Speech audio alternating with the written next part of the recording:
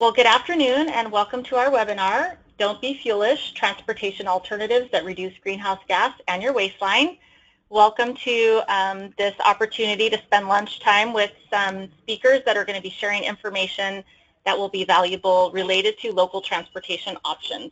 Today with us, we have our speakers, Greg Beverlin, Gwen Buckley, and Allison Milch. We're going to go ahead and first of all start off with an introduction of Insoo Lim, and she's going to share an introduction to the Sustainability Academy with you. Thanks, Judy. Hi, everyone. My name is Insoo Lim, and I'm a Sustainability Coordinator here at the County of San Mateo's Office of Sustainability. And I want to thank everyone for joining us during your lunchtime. We have some great information planned out to share with all of you today in the next hour. So the Sustainability Academy is part of the County of San Mateo's Office of Sustainability, OOS. So OOS is relatively a new office here in the county. It started with just 2 staff members when it was established back in July 2014. And today, after almost 3 years, it's grown to a solid group of about 40 staff members. And we do a lot of different things here in our office. And for instance, our office's overall objective is to promote sustainability in the county through the planning, development, and implementation of many different types of programs. And as you see on the slide, we provide our programs through our 4 work groups. First one being energy and environment, climate change, waste reduction, and livable communities. And the Sustainability Academy falls under the climate change work group in case for those who are interested. Next slide, please.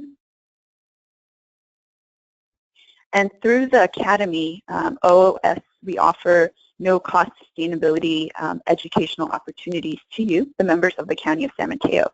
And the Academy's goal is to raise awareness around sustainability and empower our San Mateo County community members with the knowledge and the skills to promote resource conservation in your communities. Next slide, please. And each year, we provide many different educational offerings around sustainability that you can take advantage of. For instance, during the current 2017 program year, we had 2 8-week master courses. The participants participating in the master courses learn all different sustainability topics, including composting, energy, water, and etc. And in exchange, we do ask that the participants volunteer 40 hours back to their communities. And we also have a webinar series on many different topics that you see on the slide during the lunchtime, including today's webinar. And we also have about half-day workshops throughout the year, including a green homes workshop that's actually happening this Sunday. We have a green business workshop that's occurring in June, a solar PV installation in July, and we have a number of different home compost workshops that are coming up. Next slide. As for the Academy team here in OOS, we have Hillary Papendick, who provides high-level oversight and direction for the program. I manage the day-to-day operations of the Academy. Emi Hashizumi, she provides day-to-day support for the program. And we have Sally Prowett, our volunteer coordinator, who works closely with the Academy's volunteers to provide support regarding available volunteer opportunities, volunteer hour tracking, and other activities. And we're also working very closely with Cascadia Consulting Group and their team, including Judy, who is facilitating this webinar, to provide the Academy offerings to our community members. And our Academy team, we're working really hard to make sure that our community members have the opportunity to take full advantage of this great county program. Next slide. And back to you, Judy. Great. Thanks, Insoo. All right. So today's webinar, we have some great speakers with us. And first, I'm just going to briefly go over what we'll cover today and remind everybody that if you have questions at any point, you don't have to wait to the end of the presentation. Go ahead and type those into the question box or raise your hand, and that way we can be prepared when we have question answering time already to have the speakers respond to those. So today we're going to cover an overview of transportation systems and programs that are operating in the San Mateo County.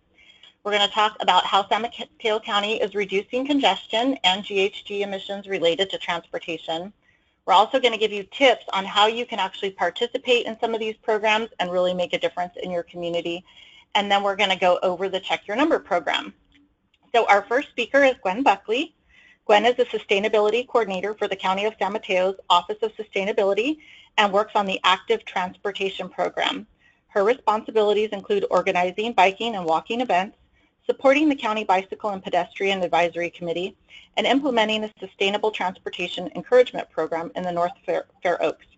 Gwen has a BS in Environmental Science from the University of Virginia and completed a graduate certificate program, Oregon Leadership in Sustainability at the University of Oregon.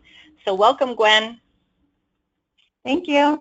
Okay, so today I'm going to talk about active transportation. I'm going to talk about how active transportation fits into the overall transportation trends that are going on in the county, what the benefits are of active transportation, and then some of the county initiatives and programs that we're working on in the Office of Sustainability.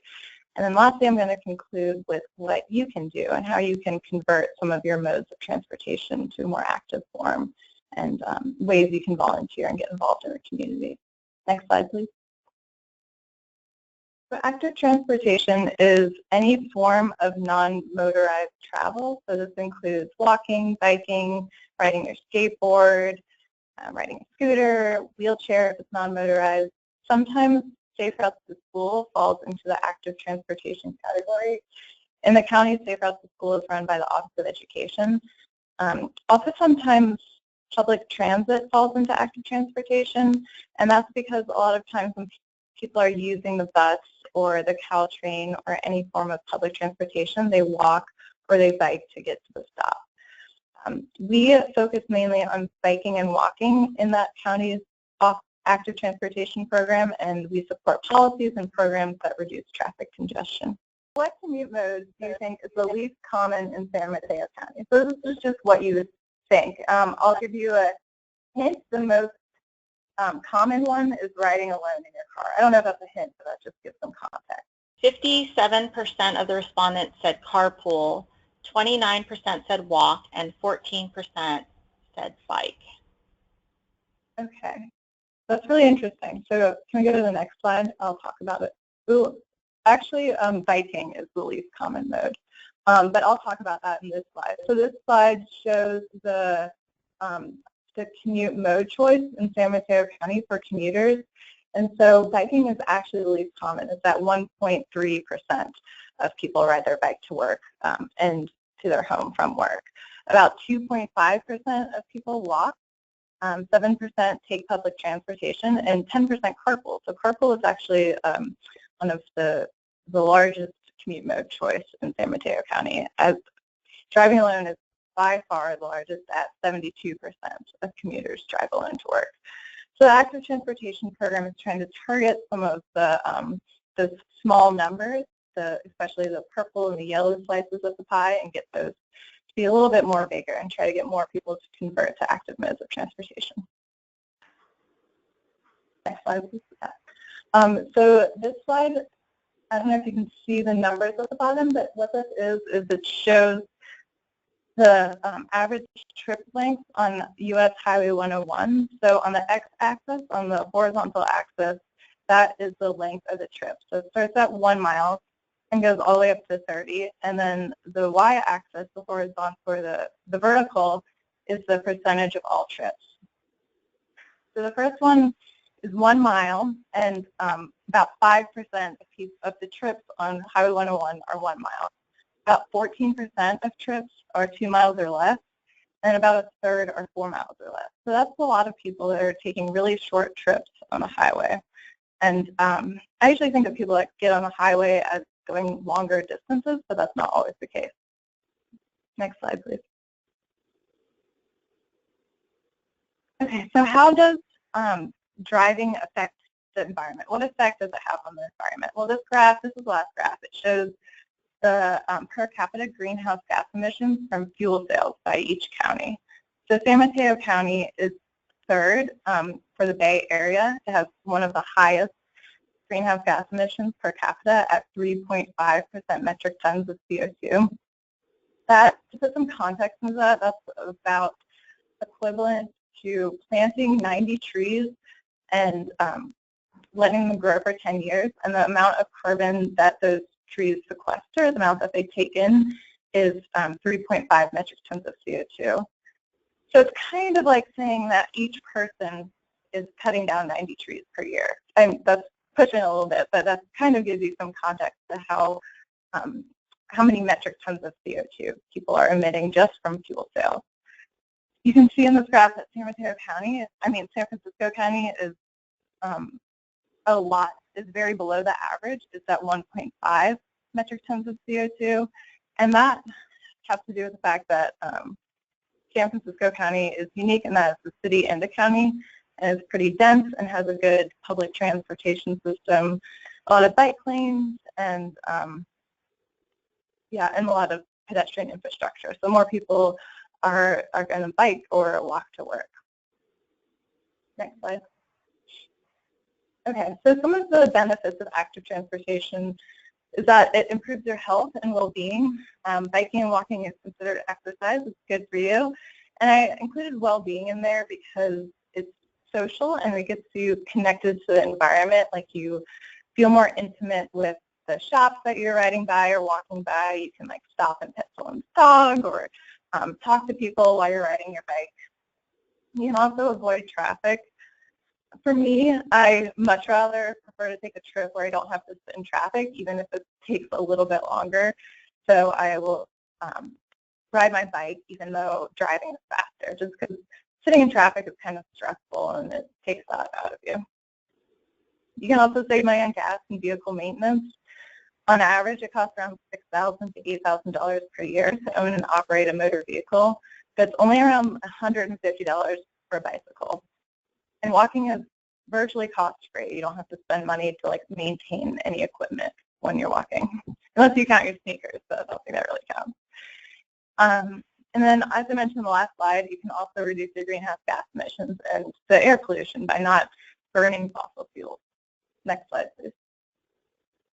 Okay, so now I'm going to talk about some of the work that Office of Sustainability is doing in the active transportation program. This slide shows some of the evaluation work that we're doing. It's a national bicycle and pedestrian count that we participate in. A lot of other cities and counties will participate in this as well. It occurs mid-September every year. It's a week-long period where we have volunteers go out to various intersections and count the number of bikes and pedestrians that are going through that intersection. So they stand there for 2 hours and just count and tally the direction that the bikes are going and the direction that the pedestrians are going. And this is really good data for us to have because we can measure the change over time. We do this every year. We try to do it at the same intersections, and we can see if there's more people biking or more pedestrians. And so every one of these circles is one of the locations where we went out and counted the number of bikes and pedestrians that went through the intersection. The size of the circle is relative to the total number of bikes and pedestrians, and the color reflects the percentage of pedestrians. The more blue it is, the more pedestrians there were, and then the more purple it is, the more bikes there were. And we can also make a case for funding with this data. So say that they are looking to install a bike lane on El Camino. We can show the number of bikes that are still biking on El Camino and say that this many people will use the bike lane if we install a bike lane. And then we can also, the next year, if it's installed, we can say, look how many more bikes we have. So it's a good way to just measure progress and see a change over time. Next slide, please. We're also doing some education work around biking and walking. So we just hired someone to do a bike map. And in this bike map, we want to include a lot of educational components to it. That's the image that you see on the right. That shows the hand signals that you use when you ride your bike. We're also going to include some tips about how to lock up your bike, how to properly wear your helmet, and things like that. Because we understand that people don't really use paper maps that often. The bike map will include all the bike lanes and bike routes, but most people will turn to Google Maps, so we want to provide them with more information about best practices for when you're riding your bike and general tips. We're also starting a safety campaign. So this is in the very early stages, but the picture that you see on the bottom on the left is from Santa Ana. They did something that we kind of want to do something similar to it, where it's just educating people that use the road that they're sharing the road with. So bikes are aware of the vehicles, and the vehicles are aware of the bikes, pedestrians are aware of cars, etc. So just bringing general awareness to the fact that the road is shared with many types of people are traveling in different modes. Okay, next slide, please. Okay, so we're also doing a lot of events. I really want to start organizing more community walks, and these usually have a theme. You can do like an art walk where you go see all the public art, or a historical walk where you see some of the historic buildings. In March, we did a bike fashion show, which is a lot of fun. That's the picture you see here. It was a bunch of women that got together and just showed off that you don't necessarily need really fancy clothes, and you don't need a bunch of gear to get out on your bike. You can wear a skirt, you can wear heels, and it's fun, and it's not just for really intense bikers. This one woman had a little coffee mug holder that she attached to her handlebars, and it was like the best. She said she uses it every day when she bikes to work, like puts her coffee mug in there. This is Bike Month, so we have a few events this month. There's Bike to Work Day, which is May 11th. I hope people get out on the road, and even if you don't bike on a regular basis, just trying it out, it's a good day to do it. Bike to Shop Day is May 27th, and this is where a bunch of businesses participate, and they offer some kind of discount to people that bike to the shop and purchase something there. So usually it's around like a 20% discount, or if you buy a coffee, you get a free donut, things like that. All right, next slide. And then we also focus on equity. So equity is about providing resources to people that in communities that need those resources. So it's a little different than equality, which is where you give everyone the same thing. We're really trying to focus on areas and communities that need the support. We received a grant from Caltrans from the state for a sustainable transportation encouragement program, and that involves a lot of walking and biking events and then programs in North Fair Oaks. One of them is an Earn a Bike program, which I'm really excited about. I'm starting to plan it now, and that involves women can sign up, and they have to take 8 hours of classes.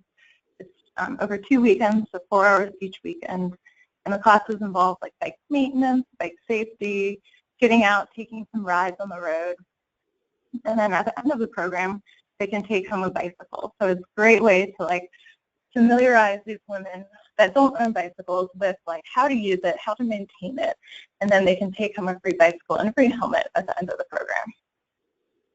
Okay, next slide. Okay, so what can you do? So I like to tell people to do the Change One Trip Challenge, where it's when you draw a half-mile radius around your work, your home, or your school, or any popular destinations that you have, and then see what is close within that circle and what you can walk to. And start off by just walking to that location, to that destination, and then you can expand your circle as you get more comfortable walking. For biking, I would recommend starting with like a mile, and then you can expand it from there. This is good because I did this with where I live, and I found that there's 7-Eleven that's kind of close that I had no idea is really easy to walk to, and so I just walked to it instead of driving to it to get my Slurpees. But it's good just because there's things that are closer than you think they are and easy to walk and bike to. Okay, next slide. You can also get involved in local organizations. Silicon Valley Bike Coalition is a great resource and a great organization. They're a nonprofit. They do work in San Mateo County and Santa Clara County. And they have a bunch of events and do a lot of bike advocacy work. California WASP is kind of similar. It's a statewide nonprofit, but they have an office in San Jose, an office in Oakland. They do events and work around pedestrian safety and walkable communities in San Mateo County as well. You can also participate in Bike to Work Day and Bike to Shop Day. Bike to Work Day is May 11th. Bike to Shop Day is May 27th. And these are good ways just to like test it out and get like the feel of how it is to like get on the road and use your bicycle. And we understand that like you might not continue to bike every day after Bike to Work Day or after you bike to shop, but it's a good way to kind of see how it is and know that it's not as hard as you might perceive it to be. Also, it's probably a good segue into the next presentation, but I encourage everyone to take advantage of their commuter benefits. Employers offer a lot of benefits to their employees, and it's a great, great resource. Commute.org is amazing. I applied for free transit passes through their website, and you can get, I got 3 free Caltrain passes, and that's like, I don't know, it's worth a lot of money. It's like $50 or something if you like through all the zones. So I would encourage you to go to commute.org and apply for free transit passes and just check out all the resources they have. And also, you can go to the Office of Sustainability website and look at the active transportation tab. And like, we have a bunch of information there.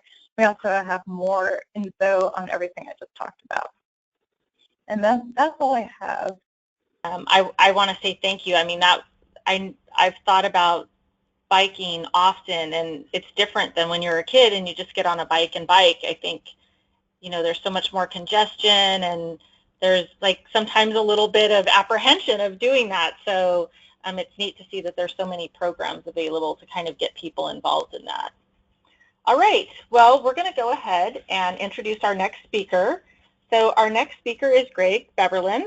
He is a resource conservation specialist for the County of San Mateo's Office of Sustainability. His current work focuses on implementing waste reduction programs and policies within the county, and also overseeing the operations of the county shuttle program for its employees. He has a bachelor's degree in environmental studies from the University of Kansas and a master's degree in urban and regional planning from San Jose State University. So with that, I'm going to introduce Greg. Hi, Greg. Okay, and hello everyone. Today I'll be talking about our office's efforts to encourage alternative modes of transportation for the county employees. As many of you know too well, this is an image of what the daily commute is like, at least Monday through Friday for most people in the Bay Area. It's bumper to bumper, it's very stressful, and it's also damaging to the environment. For county employees, we actually have some employees who commute up to 180 miles per day, a round trip, which is a significant amount. And this is about roughly 3 hours per day for the employees that commute that far. And it can also be very costly for employees who drive alone. It can cost up to $200 a month for people who drive by themselves. And so we're trying to offer incentives to improve that. Please go to the next slide. So here is a map that we compiled, and this is just to give you an overview of where San Mateo County employees actually live, and the polygons that you see are zip codes. And so the concentrated colors are mostly in the San Francisco, San Mateo County, East Bay area. But you can see that we have county employees commuting all the way down to Salinas, all the way up in Marin, Napa County, and then all the way over as far east as Modesto.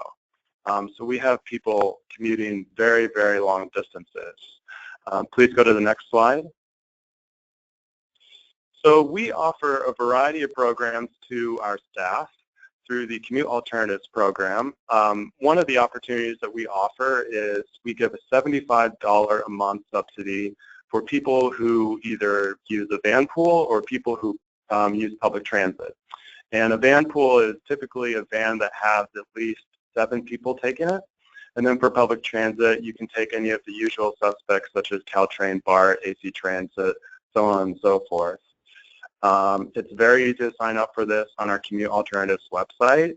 And then we also offer a subsidy for people who bike to work, walk to work, or people who carpool to work. And this is a $20 a month subsidy. And the only contingent factor is that people have to do this at least 8 times per month. All right, next slide.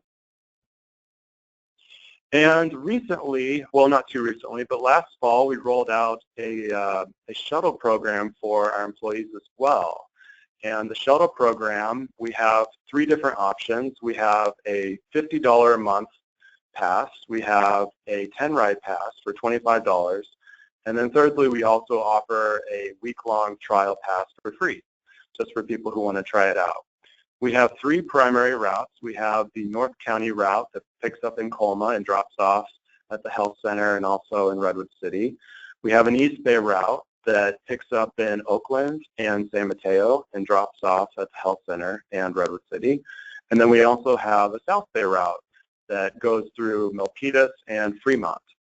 And the numbers vary month to month, but we have between 125 and 150 consistent users, so it's been pretty successful. And we structured the schedule of the shuttle program so it could be flexible not only for people who work from 9 to 5, but also people who work 10-hour shifts per day. So the shuttle can arrive before 7 a.m. and also it can leave as late as 6:40 p.m. So it's pretty flexible for our users. Please go to the next slide. And so here's an image of some happy shuttle riders from the Colma route that we have. And I also included some testimonials. But the overall consensus is that people are feeling very positive about the shuttle program. They're feeling more energized, less stressed, more relaxed. And everyone has given us very positive feedback.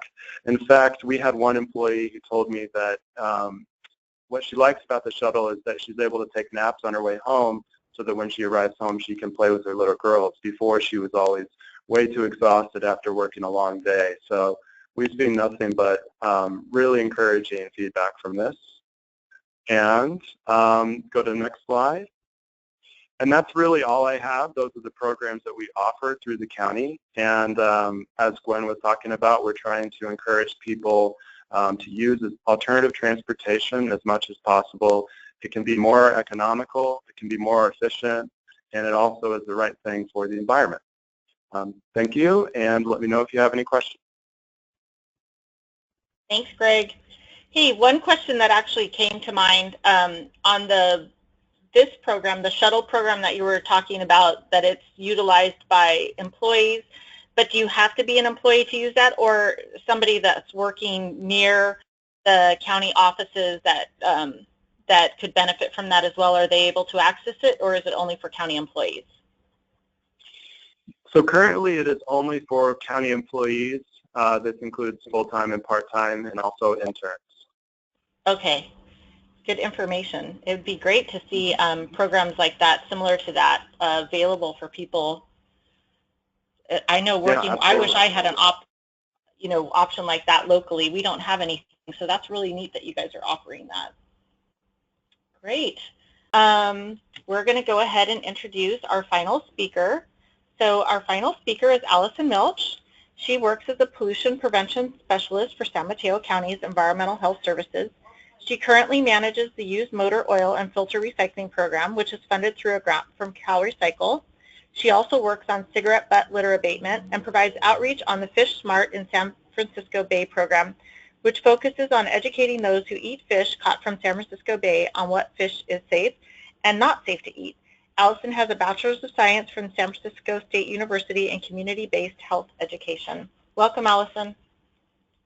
Thank you. Hello.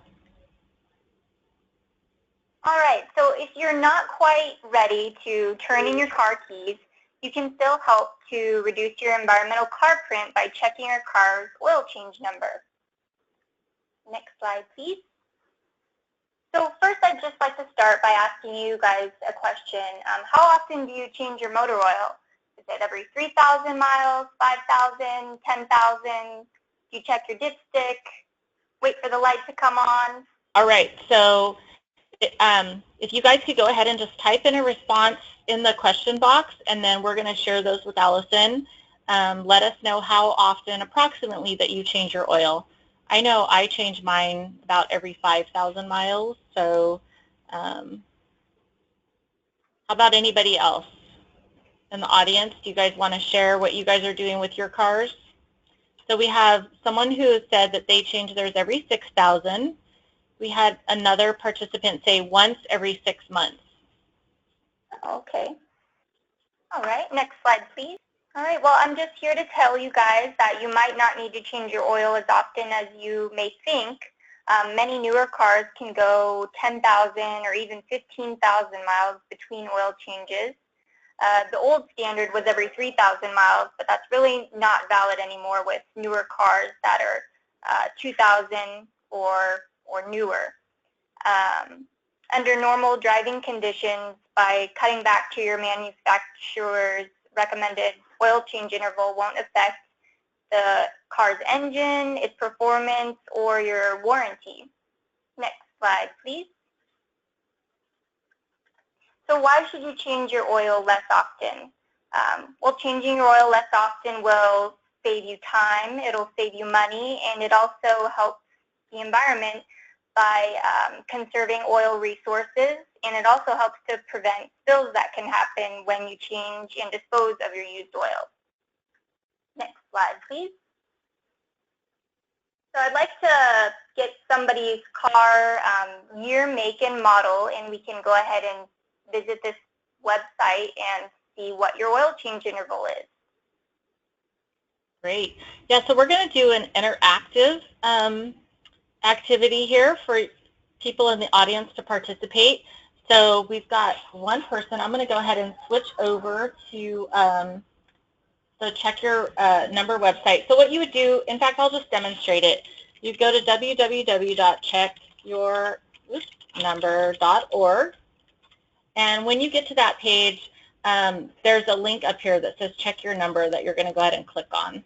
And then, so let's see. So Allison, we got somebody that has a 2007 Honda Civic. So I'm going to go ahead and plug that in. It's really easy. I tried doing it when you sent this, and it worked really easy. I'm going to assume it's a 4, we'll pick this one. I don't know if that's the right one. Not hybrid, so let's pick that one. They're responding to me as we're doing it. So here's what the website's showing, Allison. All right, so yeah, this website's really easy to use. Just put your year, make, and model in there, and it'll give you your recommended oil change interval. And this is for normal driving conditions. But it's just a really easy way to find out how far you can go. Does anybody else in the audience want to try? Do you mind if we try mine, Allison? Yeah, let's try it. I said I'm changing mine about every 5,000, so I wonder how close I am.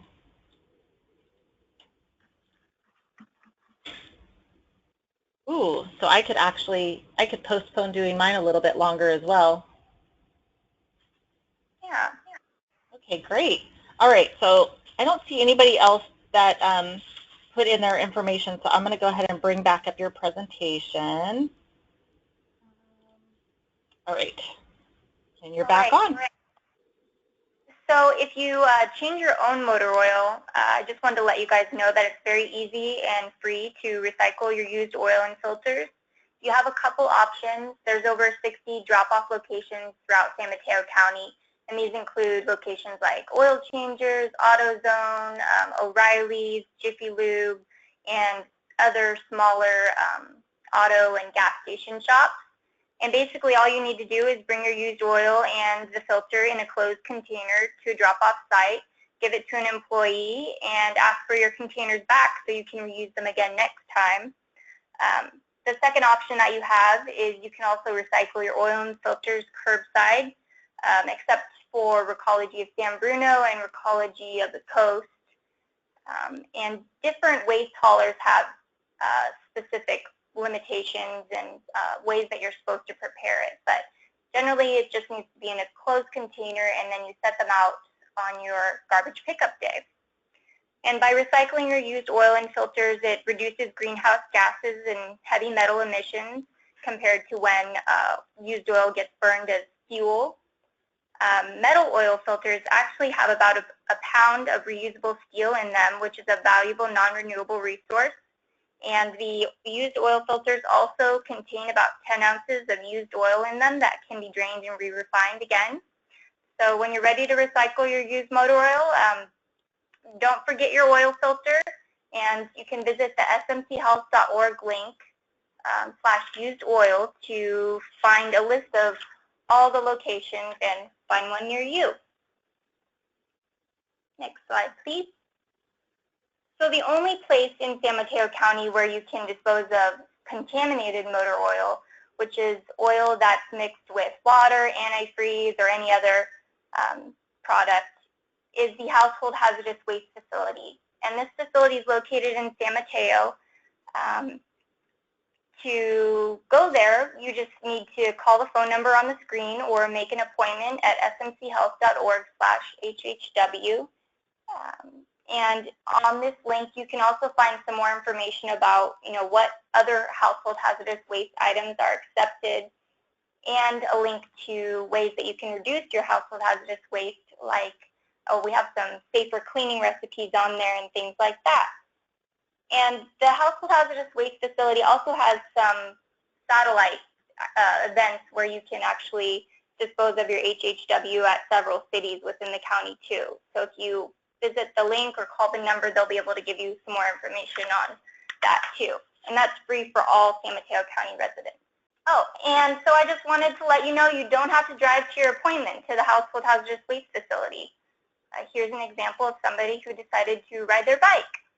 And I just encourage you all to go on checkyournumber.org to find out your recommended oil change interval and visit our HHW facility after you do some spring cleaning and get rid of that household hazardous waste. Thank you. Thanks, Allison. All right, so this is a great opportunity for anybody to ask questions that they have for the speakers. We have one speaker that came through that said, typically the new cars show indicators as to when to change oil. How does this checkyournumber.org recommendations differ from the indicator on our car, or how is it beneficial? So the indicator, Yep, you're on. Okay. Yes. Okay. Yeah. So the indicator is actually a great way to know when to change your oil, and I would recommend that you do follow what your car recommends you do. So it is nice that the newer cars give you that oil life monitor that alerts you when you're ready to change your oil. Okay, great.